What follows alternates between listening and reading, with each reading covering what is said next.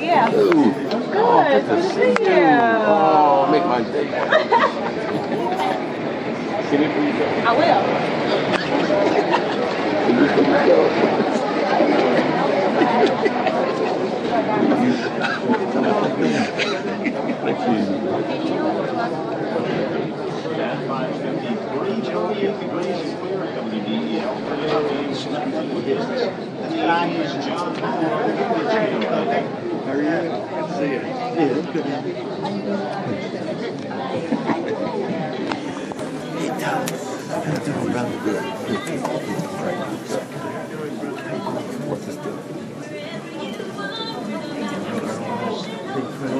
Full house tonight. It's not 24.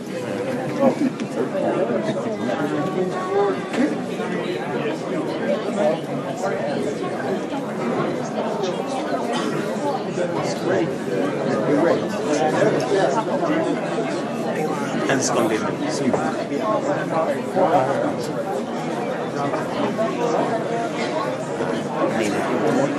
Need one more stack on top of this one.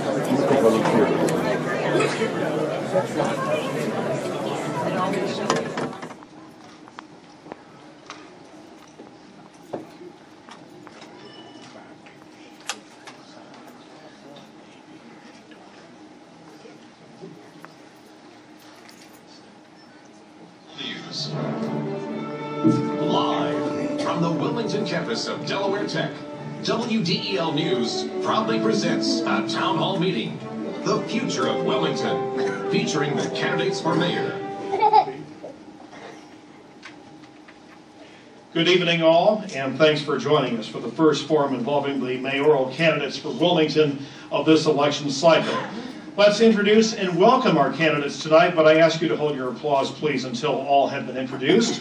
State Representative Dennis P. Williams, Wilmington City Councilman Kevin Kelly, outgoing Mayor Baker's Chief of Staff Bill Montgomery, Reverend Derek Johnson of Joshua Harvest Church, and Scott Spencer.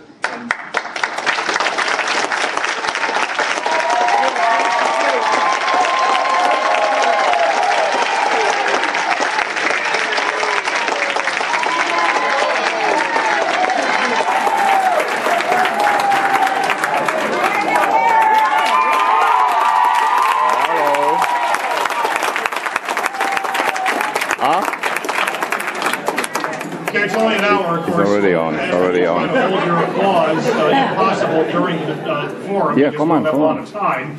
A sixth candidate, State Senator Come Robert on. Marshall, was invited and initially accepted our invitation, but later informed us he was unable to attend because of a previous commitment.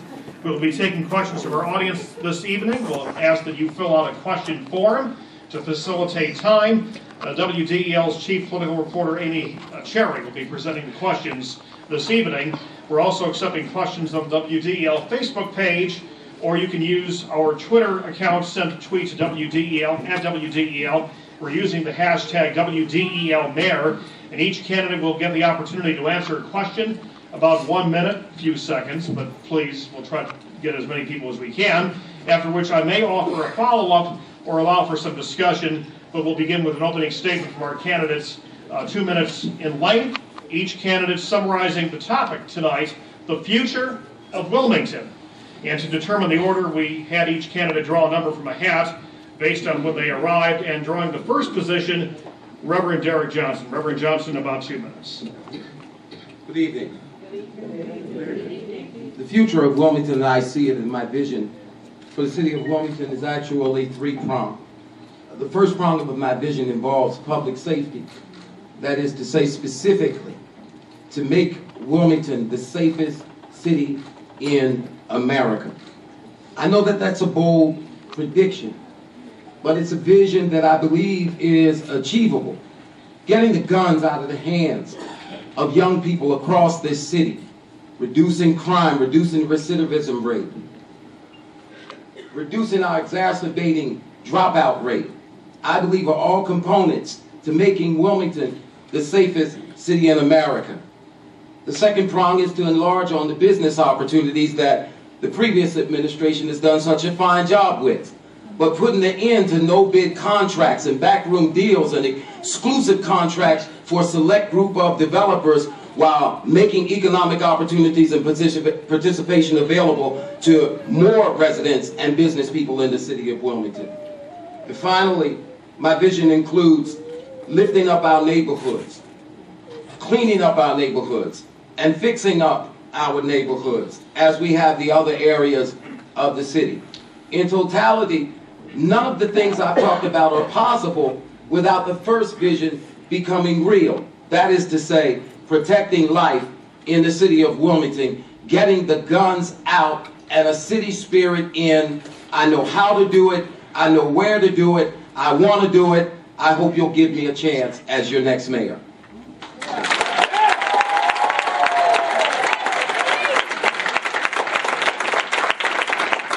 And number 2 response comes from Scott Spencer. Good evening. I want to thank WDEL for organizing this town hall on the future of Wilmington, and those who are listening, and those here at Del Tech for taking the time to participate in this event that is so important for the future of our great city.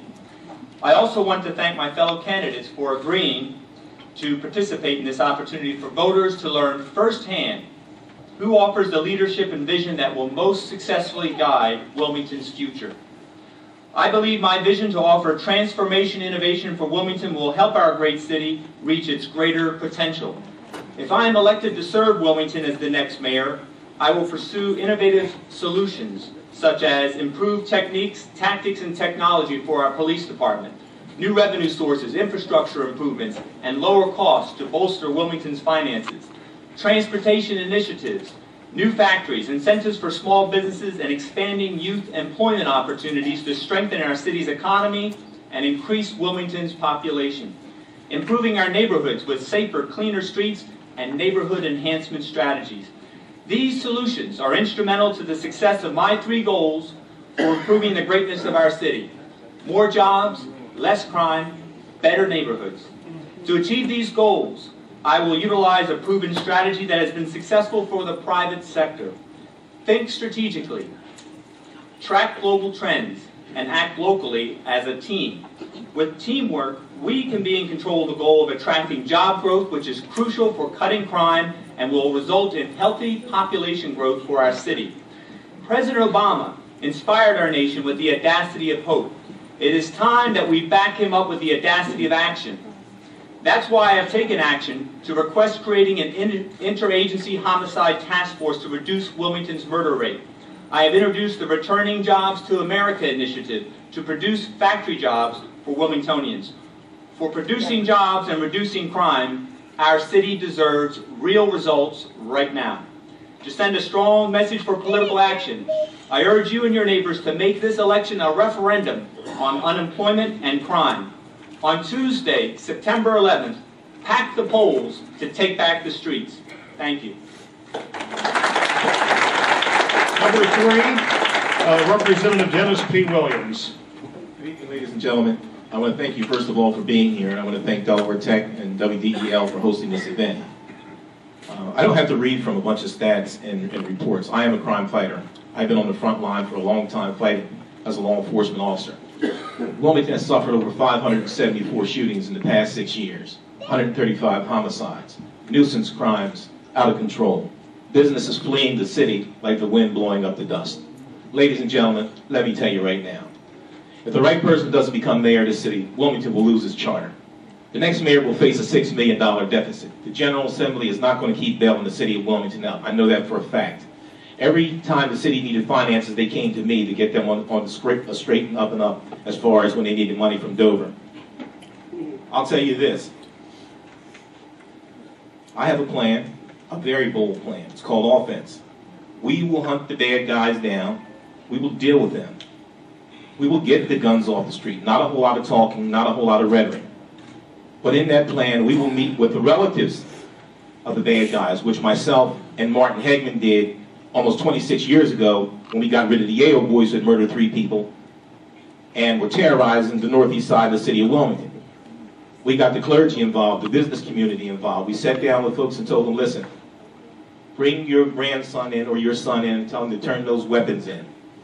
If you don't come in with him and they don't turn themselves in, we're giving them an opportunity to come to the table and stop this nonsense. We had the clergy involved with us.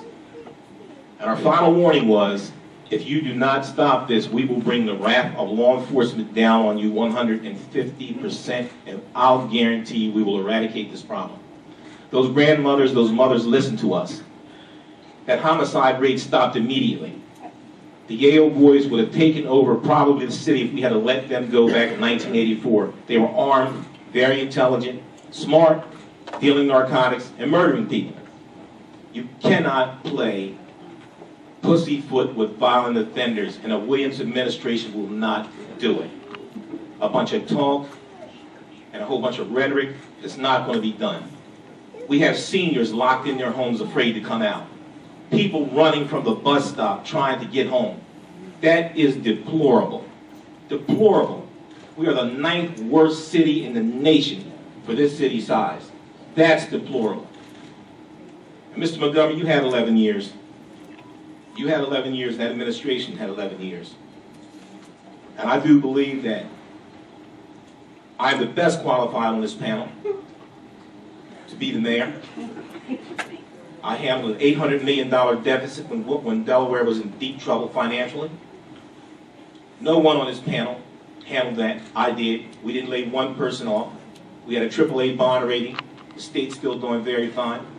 People can get up here all they want to and pound on their chest and talk about what they're going to do in the future, but I've already faced violence. I have made connections with the court, the Attorney General's office, the state police, federal police, county police, and that's what it's going to need. It's going to need somebody who can reach out and work.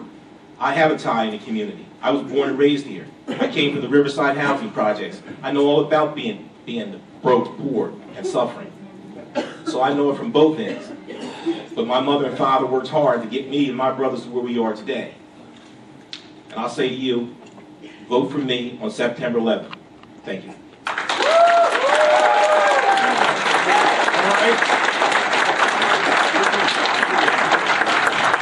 Number 4 is Mayor Baker's Chief of Staff, Bill Montgomery. Good evening, ladies and gentlemen. I appreciate this opportunity to participate in tonight's mayoral debate. I was born in this city. I spent my whole adult life in this city trying to make the city a better place to live, to work, and to enjoy life. Some of my experience comes from being an active volunteer. I've been active with groups like Midtown Brandywine Neighbors, my own neighborhood association, for over 36 years. I was a co-founder and the first president of the Inner Neighborhood Foundation, which was the first group in this nation's history to get payback dollars from an Urban Development Action Grant to put into neighborhood uses. I've been a board member on organizations like the St. Francis Hospital, the Hope Commission, the Grand Opera House, and the Delaware Theater Company. Some of my experience has been as a dedicated public employee also, working for the city and state governments. I've had a number of progressively more responsible jobs throughout my career. From my early days as a social worker, when I took a leadership role in preventing child sexual abuse, to my nonpartisan work, and I'll emphasize that nonpartisan work as Director of Legislative Counsel to the Delaware General Assembly, to my current position as Chief of Staff, where I oversee the 1,134 employees of this city. I've worked in some of Wilmington's neediest neighborhoods, helping families and their children, and I've also worked in some of the with some of the most accomplished and successful citizens in our city. All of my life experiences have led me to appreciate the beauty and diversity of this city and its people. I don't think it's anywhere more represented that well than here tonight with all of you. All of my life experiences have also convinced me that despite the problems we faced, positive change is possible in this city when we all work together. And I believe that all my life experiences have prepared me to be your next mayor. I believe a couple other things. I believe that we can create a safe, nurturing neighborhood for this entire city where all our kids can reach their full potential. I believe we can create a vibrant local economy. That's important, where adults can find meaningful and rewarding work. Excuse me. Technology's not all it's cracked up to be. Bear with me, I'm sorry. I'll leave the technology. That was supposed to help me. It's hindering me. I also believe a couple of things. I believe that we can create a more comfortable city where the seniors of this city can live out their days in peace and where they can find ways to impart their hard-won knowledge and their wisdom to all the younger generation. And while I believe we have a duty and obligation to take the worst of the worst criminals off this street, I also believe that we can reduce gun violence and drug addiction, because I believe that there are many people out there who are caught up in this dead-end existence and that they really want to change, and that's key. There are folks caught up in this and they want to change. We've got to find ways to help them. Given the city's limited resources, we've all heard about them. We know that's the reality. That's the reality for every city in this nation. But given these resource problems, the city can't do it alone. That should be very clear to everybody. But as your mayor, I'm going to work with individuals, with groups, and with all our communities to promote true social change. And I believe that we can do that, and we can have a positive and a permanent and collective solution to some of the worst problems facing our city, again, if we all work together. So thank you very much. And finally, in this segment, our opening statement from Wilmington City Councilman Kevin Kelly. Thank you.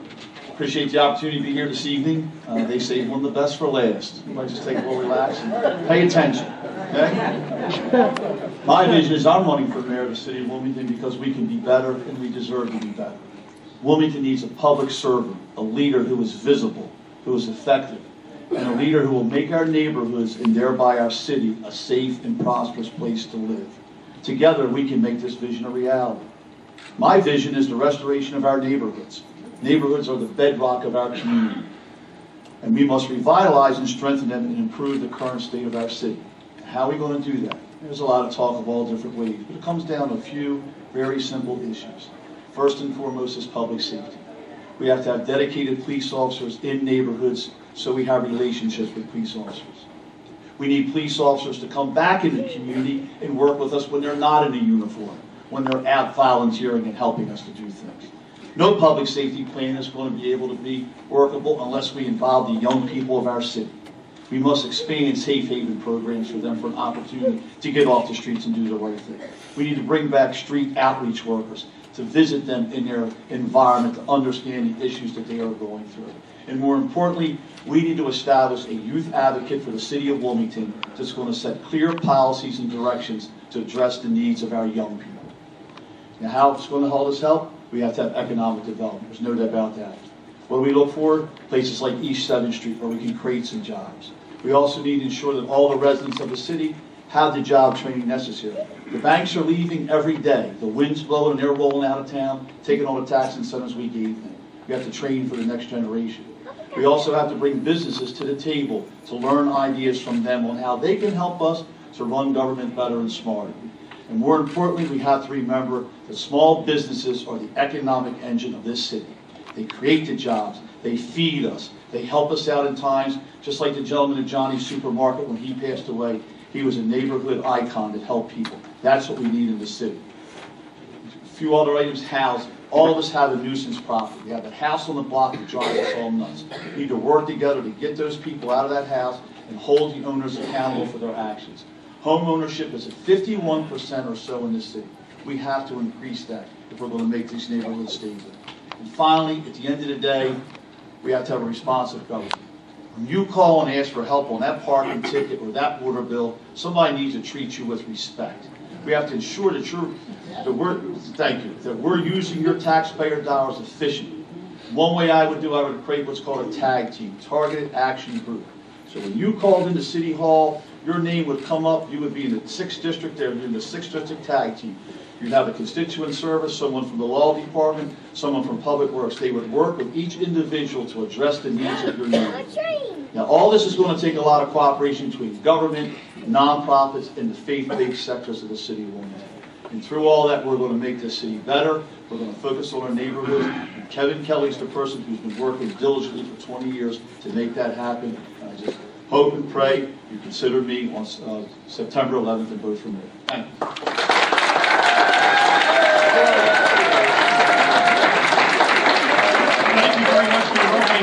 just several announcements. At the end of openings, we just want to remind you, our listeners, that a video stream is available right now at WDEL.com. If you in the audience have questions, please write them down, hold it up, and Chris Carl, our Director of News and Programming, will collect it, and then we'll get those from Amy Cherry at the end of the table. I expect to only ask one full question while we're getting your questions, and it's very simple. Obviously, we've had an incumbent in office for a long period. We've already had some indirect allusions to the incumbent in terms of law enforcement and crime, but I would ask all you gentlemen, and I guess we'll begin on the far left from my side with Representative Dennis Williams, please tell us what from the Baker administration is good and should be retained, and what would you throw out or substantially change? You've already alluded a little bit to crime. Please be much more specific from left to right, Representative Williams. Well, some of the downtown business initiatives have been fine that the mayor has, this administration has completed. But constituent services, the ticket problem, the taxes, the water runoff, things of that nature, all that stuff has to stop. I already created a business roundtable where I'm meeting with several businesses throughout this city, small and large. They feel very frustrated.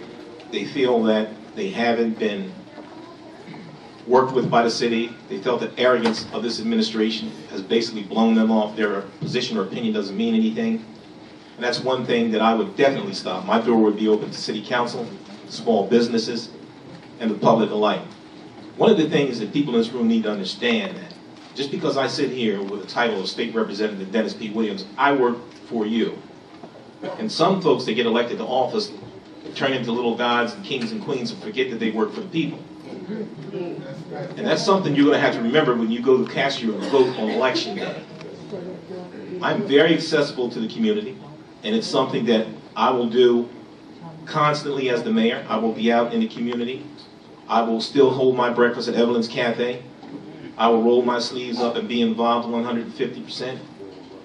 I will do everything I can for my constituency, which would be the citizens of this city. And second of all, that arrogance would leave. That total arrogance would leave. I truly believe that this administration has been one of the most arrogant administrations that I've ever seen in my 59 years of life.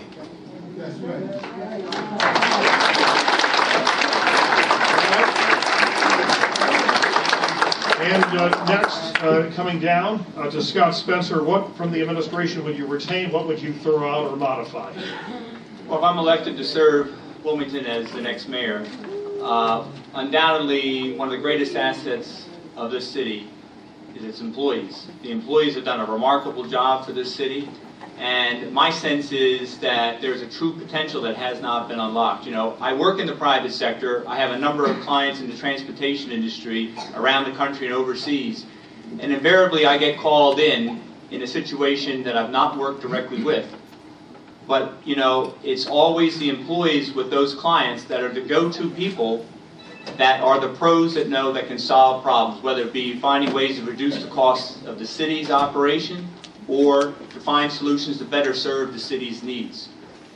So I would definitely look at keeping the employees. I also believe that the city's efforts to make the city more attractive to real estate development has been remarkable. It's expanded the tax base for the city. That's been very strong, and I want to build on those relationships of success. What I would throw out, I would certainly throw out conduct that's unbecoming of a mayor or a leader of a corporation or a school, because it sends the wrong message when we're trying to deal with crime and set an example for our youth that we have to take care of each other, because when we do take care of each other, our future is well taken care of. And so I will lead very strongly on setting a best example, and along with throwing that out is politics as usual. I stand before you as a candidate who is free and clear of politics as usual, and that's the way to amplify the people's voice to get real results for our city's future. All right. Next up, Bill Montgomery. I'd throw it all out, you know.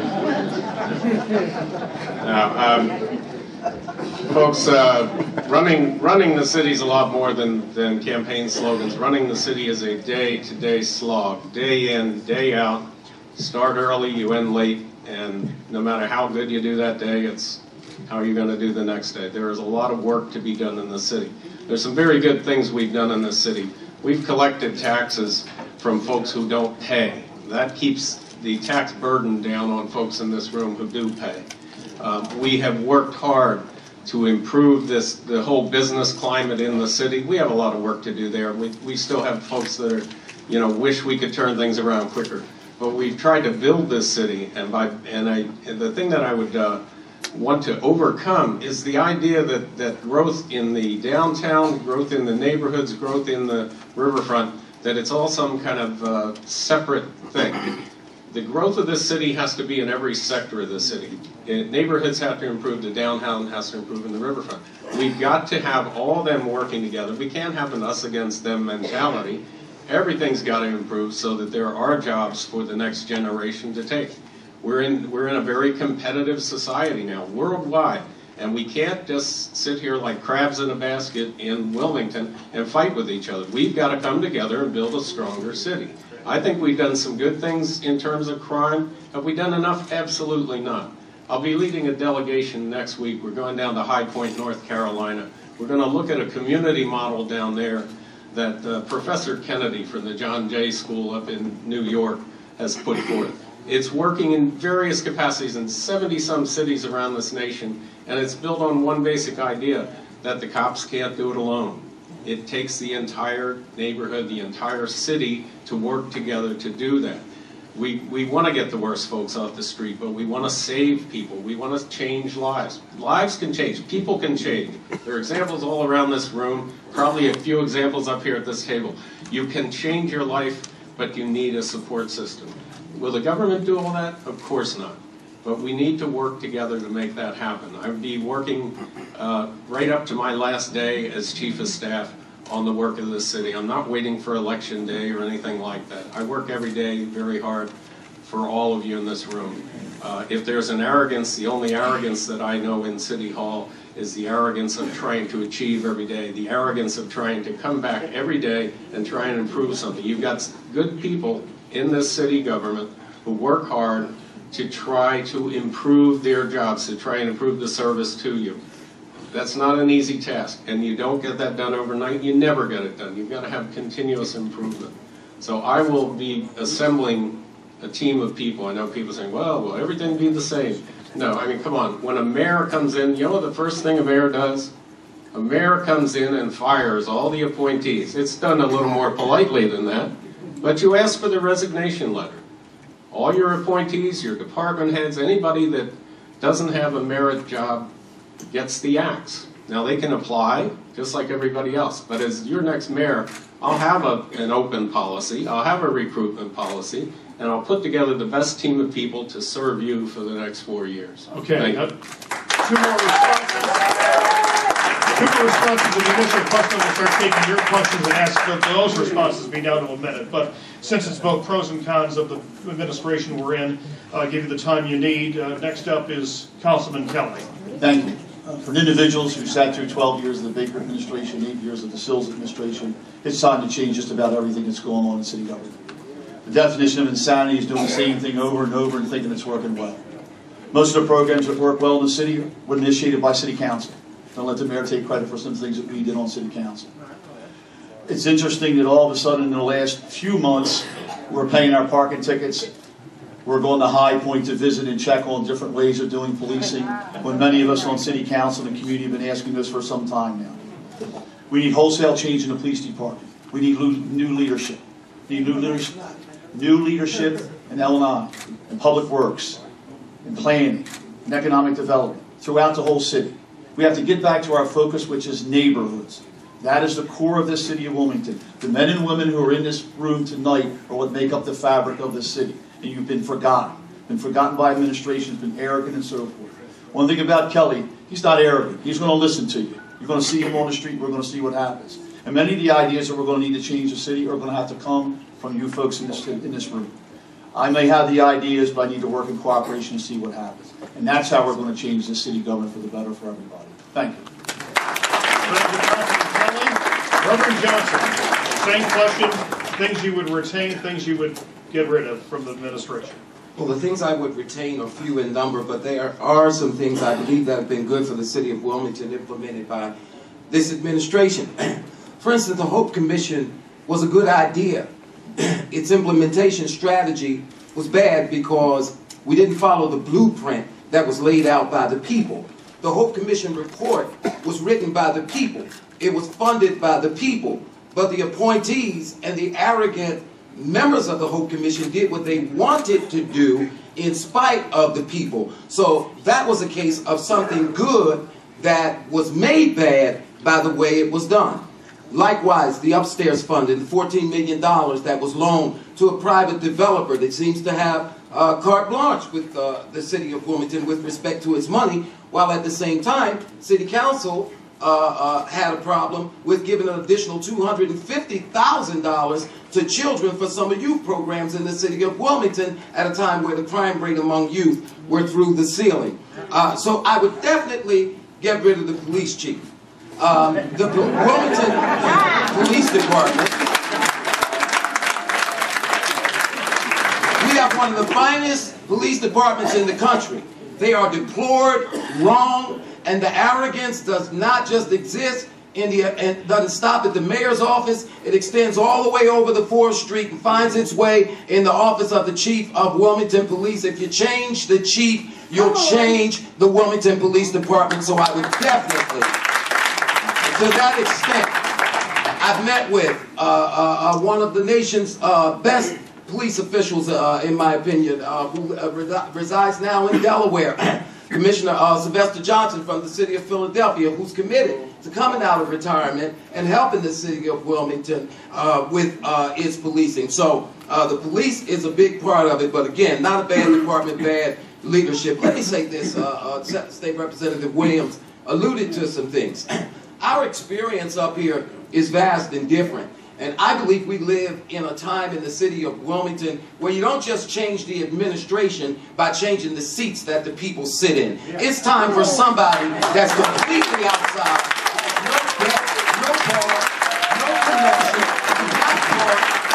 I believe that by electing a person like myself, you elect somebody that has their finger on the pulse. Now, there'll be those that say, well, I have public service experience, he has no public service experience, and that's true. I have no public service experience, and public service is important, but I believe public office experience is important, but office that serves the public is more important, and I intend to make that office serve the public.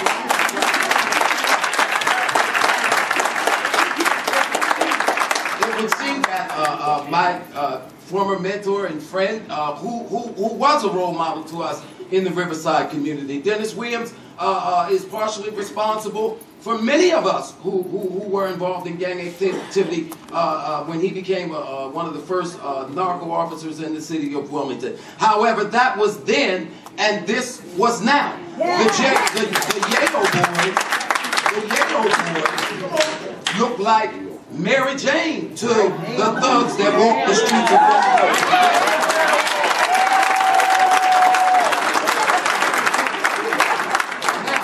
Who has the skill and the ability to work with this generation in this day, in this time? I would submit to you, if Mr. Montgomery is honest, or if he can find it on his BlackBerry, I will tell you, the Wilmington Community Policing Program did not come from the mayor. It did not come from Mr. Montgomery. The Wilmington Community Policing Program was introduced to Mr. Montgomery and the mayor by Derek D. Johnson. I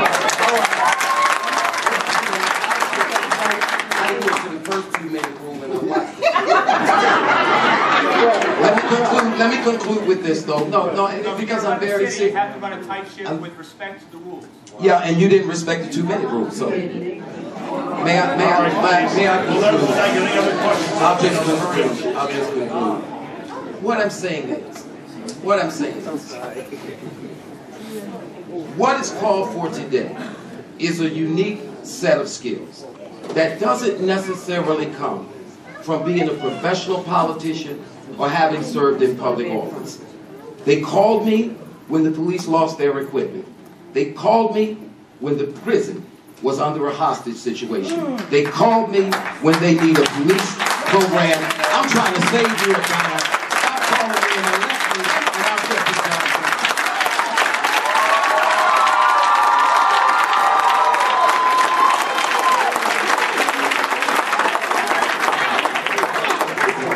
since we're not calling this a debate but a forum, we will have debates, I'm sure, later. Let's try to get to some questions. And right now, well, you'll have a chance. It's 6:33, and this is the WDL Candidates Forum. Amy Cherry, would you please ask a question? And in the process, if one of you wants to allude to what one of your competitors said, I'm sure you can do that just like presidential candidates do. But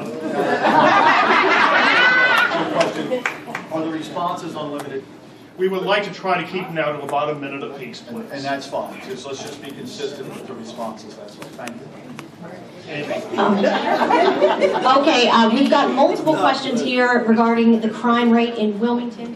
What specifically will you do to combat rising teen violence, short of making Wilmington a police state? And also, if you're elected, will there be a new Wilmington chief of police?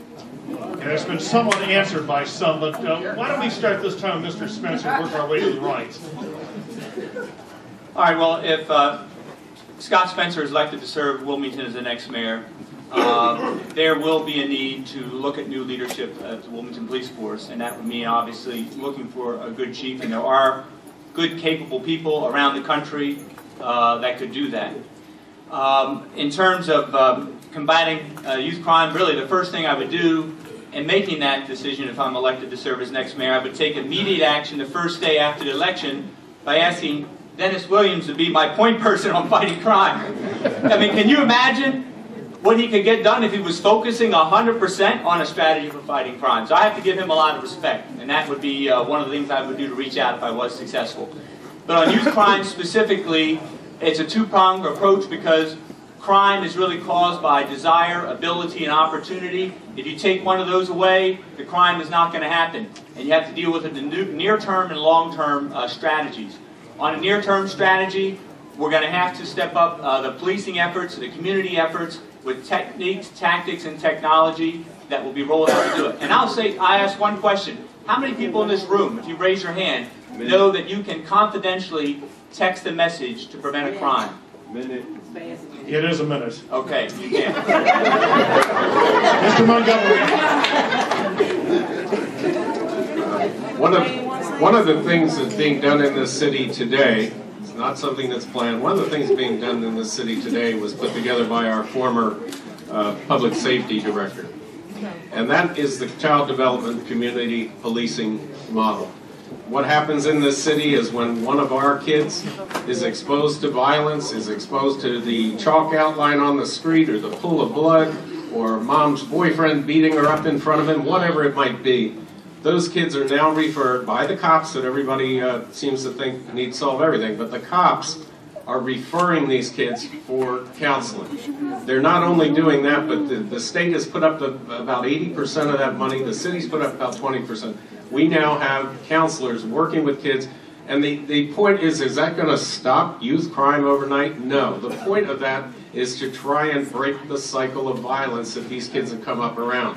You want that kid not in 5, 10 years to be the next perpetrator. So we're already doing it. And again, the purpose isn't to say, yes, we've done a great job. All I'm saying is there are a lot of good things happening in the city, and we're going to continue them. Now, I've already answered the question on the cabinet, and I'm not going to sit here and talk about individuals. These guys may think that's appropriate. I don't think it is. I will make decisions and form a new cabinet if I become your mayor. Thank you. Right, thank you, Mr. Montgomery. Councilman Kelly. Thank you. One of my favorite topics. I'm the father of 3 young men. I understand what it's like to raise young people in the city of Wilmington. It's difficult, it's challenging at best. I'm an individual who's out every weekend playing basketball in the streets with the kids on the west side. You see any of the kids on the west side, well, they know Kevin Kelly. They see him out. They see him riding his bike, interacting with them, treating them, asking how they're doing. Are they doing good in school? Remember, you can always get on top. It's not where you start, it's where you finish. But we have a lot of issues with our young people. Again, when homicide is the #1 killer of a 15 and 19-year-old in this city, there's some work to do. We all got to pull up our sleeves to do it. How are we going to do that? We need to learn that when kids are in trouble, we don't load them in a police van and lock them up and take them away. We try and work with their families. We work with the nonprofit agencies. We need to restore the Hope Commission the way it should have been started to begin with and address the needs of all the young people in the city. And churches have to start taking a more active role in the individuals' lives in this city. Catholic, Jewish, Protestant, Muslim, whatever it may be, we all got to get in this together. And remember, we were all young once. Thank you. Thank you, sir. Young people happen to be an area that I know a lot about and care a lot about. In the room tonight, Wilmington's most recent victimized family of a 17-year-old young man who was not a drug dealer, who was not involved in any criminal activity, but who was needlessly and senselessly murdered in the city of Wilmington. His family are here tonight, and I'm sure that all of us up here and all of us out here grieve with them. But what I would do with young people is what I started doing with them prior to the backside of tragedy. And that is to wrap our arms around them and to get to the root cause of the incident that took their brother. You know what it was? Facebook. We need to wake up and modernize our approaches for communicating with young people and get in touch with everything from their music to what's going on that Facebook, and then go back to the Hope Commission blueprint and put the Elijah Anderson outreach workers on the block. Utilize these old heads like Representative Williams and myself who have some knowledge from the day, put boots on the ground on the street, and our young people will respond, because a successful young person results not from being threatened with prison, but results from an ability to turn the bricks that are thrown at them in life into a stepping stone or a ladder to a better future.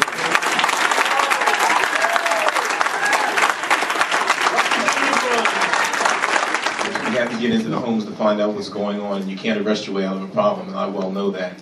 We have almost a 50% dropout rate in the city of Wilmington.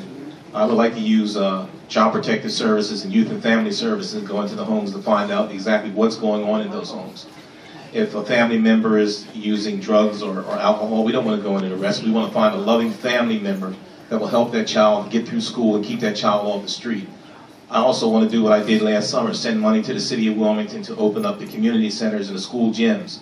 I want good people who want to come out and work and not look for a payday or look for a plaque that's going to work out with these children and is going to come out here and help these kids and really reach back and pull them up, just like we did years ago when there was good mentors out there.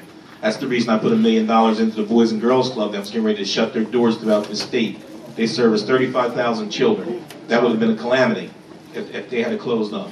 I want to reach out myself as a mayor and go into the community and let these kids see me and tell them my story. I was on probation before for auto theft. I know. I came from the Riverside Housing Project, and any of y'all in here 50 years old and older, you know me. Don't pretend you don't. You know who I am. And I was a kind of ornery kid. All right, time. It's got to be fairly enforced. We've done a number of things. We're putting new, all the rules and regs. That sounds silly, but there's nowhere for anybody to go to get them. So we're going to have the PRIOs walking around the streets with a pamphlet so they can explain that to you. We're going to make it easier for you if you're a neighbor and you have someone visiting. Maybe you've got a visiting nurse or someone. Be able to call in and get a quick no tag so that that person doesn't get the dreaded $40 ticket. We're working on a lot of things with the folks, and that's the message that I'd want to give you. We need to work with the people who have a problem, have a dialogue, and then fix it, and that's what we're about right now. Thank you, Mr. Montgomery. Councilman Kellen. Thank you. I can't remember last time I had a moving violation, but I know I had 3 parking tickets that were appealed and all lost. My son stayed in the back room, parked in a street loading zone at 11:55 and got a ticket for parking in a street cleaning when it's 12 o'clock. The issue we've had with the PRIOs is they're normal like anybody else. They're hard-working individuals. And that organization has worked since they left WillDOT. They were moved to the police department. They were moved to finance. Now their goal is to make money, write as many tickets as possible. That's not what we should be doing. We should be treating people fairly. So if that ticket expires at 12:01, we don't write you a ticket. We wait a little bit. And we have an appeal process that's fair to people so you can explain what happened and why you got the ticket. Not somebody who sends you a letter and says, done. Pay your $40 and move on. But we also have to give the PRIOs clear goals and what we expect from them. You also have to be respectful of those ladies that are out there. Norman Oliver's always told me one time, one of those PRIOs is somebody's mother. So respect them and try and deal with them. Thank you. Thank you, sir. And Reverend Derek Johnson. I think you fix it first with a policy that says we don't build we don't fix a structural deficit on the backs of the people with boots and tickets. That's the first thing. We don't use it as a political instrument to try to balance the budget. But in terms of the parking, downtown and anywhere else, let me be completely transparent and say the last moving violation I had was November, and I'm looking at my wife and she's nodding yes, so that means I paid it. Like all of the bills in our house, she sees to it that it's done. But I believe we fixed the parking situation by looking at configurations downtown. Some of the street directions and some of the situations we have just don't make any sense, and they're not very, very user friendly. And so we need to have our appropriate department within the appropriate committee within City Council let those people do their job and take the recommendations and advice that they give us, and let enforcement be enforcement. Thank you, Reverend Johnson. And on to the left side of the panel again, Representative Dennis Williams. First of all, I'd scrap the whole system because, first of all, the city's using this as a revenue enhancer, and the General Assembly didn't give the city home rule to write tickets as a revenue enhancer, number one. When you have someone that's using something as a revenue enhancer, everyone goes crazy and keep trying to write for quotas. I get so many complaints about parking tickets from my constituency that it's unbelievable. I do believe we need to change the whole system, come up with a new plan. That would come from a business roundtable, as I started talking about earlier, with the community, business people, and community leaders themselves to sit down with city officials.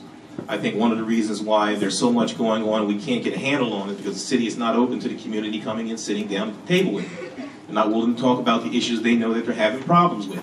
That's the issue right there. You have to open the door and put people at the table and work together. Parking tickets, $40, ridiculous. Hawking people when they have 1 minute on a meter, ridiculous. And that's my stand. I would overhaul the whole system. And I had several moving violations when I was a teenager. I had a Z28 Camaro. But I paid all of them. My father took the car from me. All right. And finally, Mr. Spencer.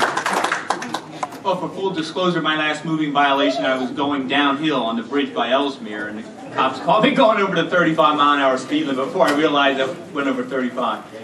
But on the parking situation, as I said, I'm offering transformation innovation for Wilmington.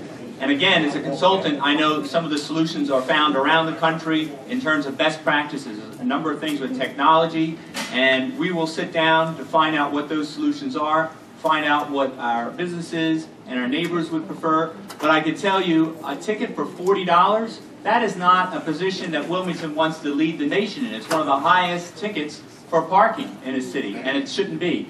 And the other thing that needs to be changed is the parking tickets that happen in the neighborhoods.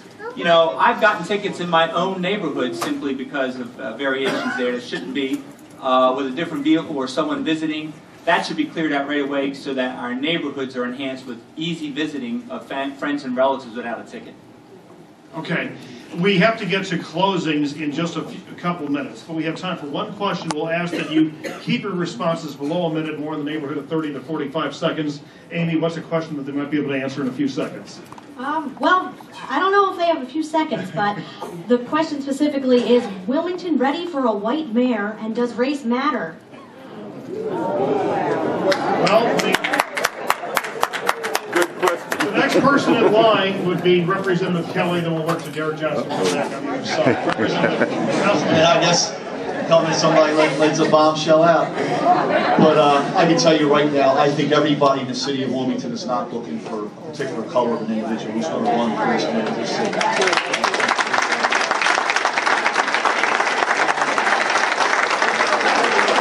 Much beyond that, you know, unfortunately, you know, and for the best of them. I think what needs to happen is everybody needs to look at the candidates who are up here, and the rest who will probably appear, and figure out who do you think is going to lead you best. And that's going to be somebody's going to focus back on the neighborhoods. But I think regardless of what your color, race, creed is, or whatever, the city's ready for somebody to take leadership. Thank you. I believe race matters, but not in terms of who is the candidate. I believe it matters from the other direction. I believe when you have a murder rate that impacts a particular race so much more devastatingly than it does any other race, race matters. I believe when you have a dropout rate that devastates that same race more devastatingly than any other race, Race matters. When you have an unemployment rate that impacts that race more devastatingly than any other race, race matters. And no matter what race the mayor is, he's got to be willing to help that race that's at the bottom and bring them up to the top.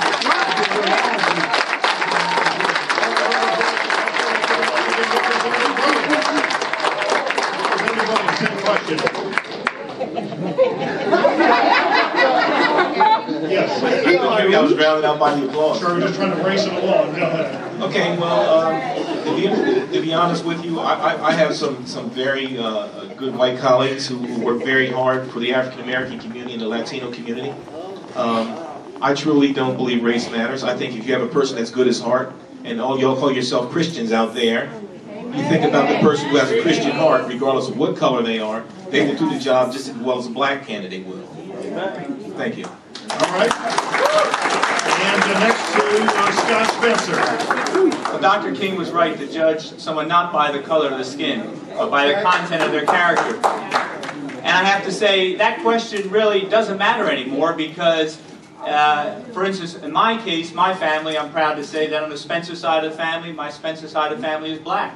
And that's something that's always amazed people when I was growing up. So things have changed, and that's what we represent with the panel right here before us.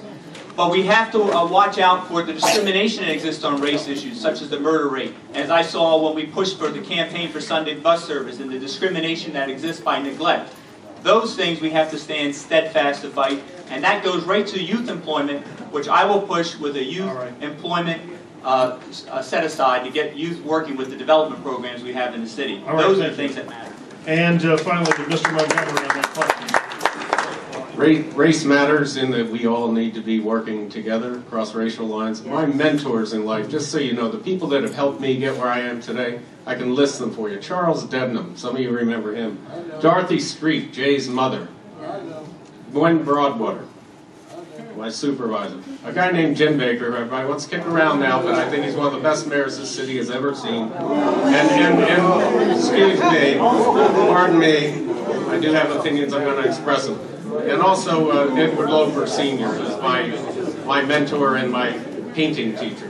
There are some beautiful people in this city that have helped me be who I am. So I think race matters a lot because we need to respect people's race. The racial issue, I think a couple of my colleagues up here mentioned it, the toughest racial issue facing this city are the young men that are killing each other. All right. Obviously, we have many more questions we've been trying to answer. I want you to be assured we'll be posing some of your other questions to these candidates in the days and weeks ahead on WDEL and WDEL.com. So we hope that tonight has been an introductory lesson for you, our audience, and the candidates. Time drawing to a close. Now we have to move on to closings. Each candidate will get up to a minute. And again, we drew numbers from a hat to determine the order. First off, Councilman Kelly. Thank you. All the steps that I've outlined will strengthen our neighborhood, but these alone will not work unless the residents, and especially our seniors, feel safe and that they are part of the process. For all too long, you have not been valued for your participation, your dedication, and your ideas to the city of Wilmington. You are the most important asset the city has. The next mayor will face many challenges. We must stabilize our city first with a sense of urgency before we can get things accomplished. I'm not going to promise you we're going to get there overnight. We need to make some serious changes to the city of Wilmington. But our neighborhoods are in disarray. We need someone who's a visible and effective leader, which I've shown that over the last 20 years, being in the city, fighting for the people. Always remember that people first, politics second. With your support, we can once again make Wilmington a proud and safe place to live and work. Thank you. Thank you, Councilman Kelly. Dr. Johnson. Excuse me, next up, by the order here, I'm sorry, it was out of the hat. Bill Montgomery is next. Thank you. Ladies and gentlemen, thank you for coming out tonight. I mean that. We've had a good discussion this evening. I want you to know a couple things. The word arrogance got thrown around here. I have been called a whole lot of things in my life. Arrogant ain't one of them. I'm sorry. My modus operandi, the way I work with people is just that. I work with people. I bring people together to solve problems. I think everybody needs to be at the table, and that's how I operate.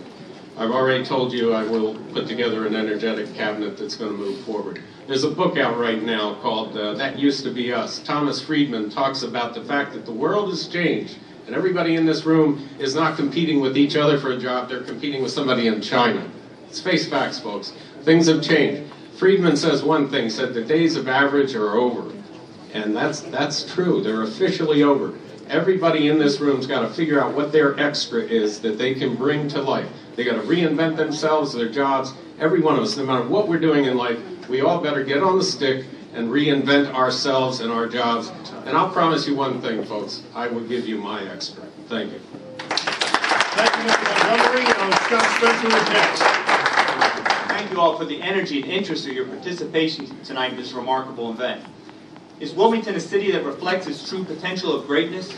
Do you have confidence that the next mayor of Wilmington will serve the people's best interest instead of politically connected special interests?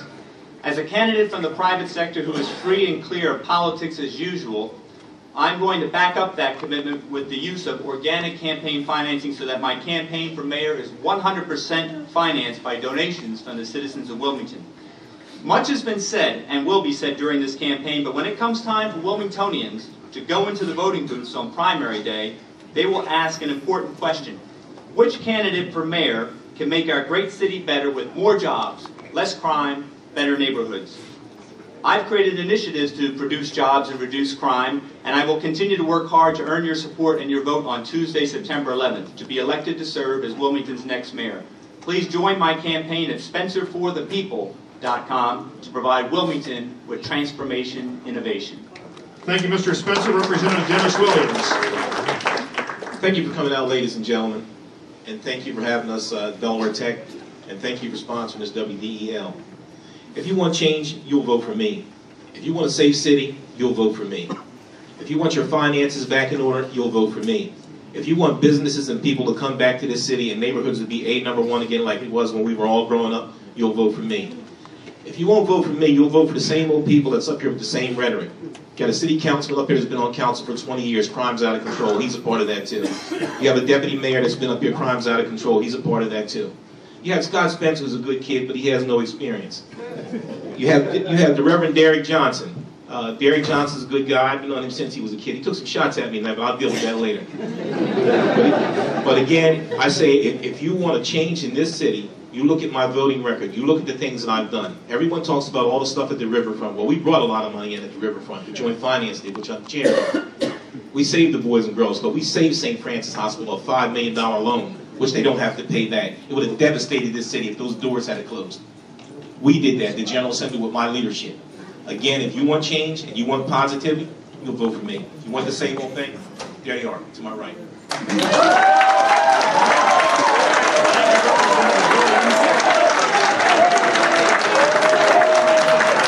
the final word tonight from Reverend Derek Johnson. These are unique and unusual times. We have unique and unusual problems. They call for unique and unusual solutions. I've seen the best of Wilmington and the worst of Wilmington.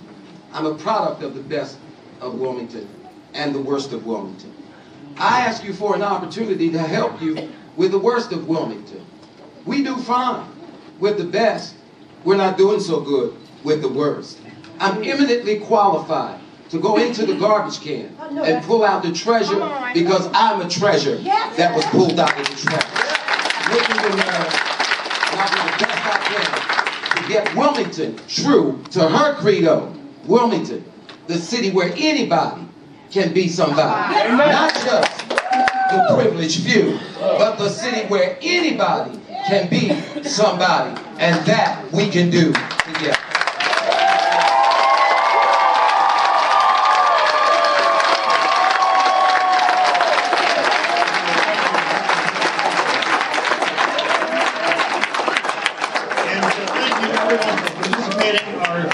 Mayoral candidates here and you, the audience, obviously all through the year. WDEL will keep up the coverage of what is happening in the city. Best of luck to all of you on the campaign. We would like to thank a few people for making tonight's broadcast possible. First in Delaware Tech, Kevin Lane, Donna Wilson, Gary James. The general manager of WDEL, WSTW, is